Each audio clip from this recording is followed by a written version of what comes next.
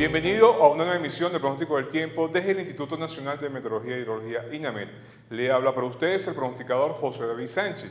Bien, las condiciones meteorológicas de nuestro país actuales son las siguientes. Como podemos apreciar en la imagen satélite, tenemos precipitaciones débiles dispersas, especialmente lo que es el este de Nueva Esparta, Sucre, Miranda, lo que es la parte oeste de Falcón, Lara, sur de Amazonas, igualmente al sur del estado Bolívar. El resto del país, como podemos apreciar, se aprecia sin precipitaciones en gran parte del territorio nacional.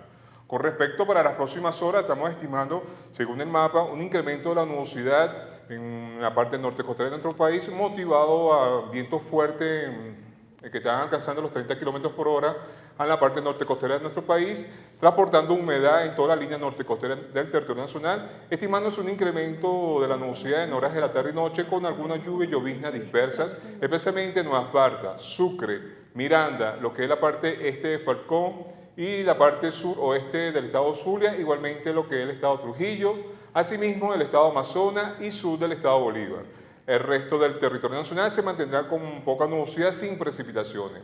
Específicamente lo que es el Valle de Caracas se mantiene parcialmente nublado, no se esperan precipitaciones, el viento está predominando del este-noreste con una intensidad de 5 a 16 km por hora. Con respecto a las temperaturas, hacia el sur vamos a tener una temperatura mínima de 21 grados centígrados, una máxima de 33, hacia el oriente una mínima de 21, máxima de 32, hacia los llanos occidentales vamos a tener una mínima de 22, 33, hacia los estados andinos una mínima de 15 y una máxima de 31. En la región central, específicamente el Valle de Caracas, vamos a tener una temperatura mínima en horas de la madrugada de 17 grados centígrados y una máxima de 30 grados. Con respecto a la parte norte costera de nuestro país, motivado a los vientos fuertes a nivel de la superficie, estamos estimando un oleaje entre 0.5 y 2 metros de altura.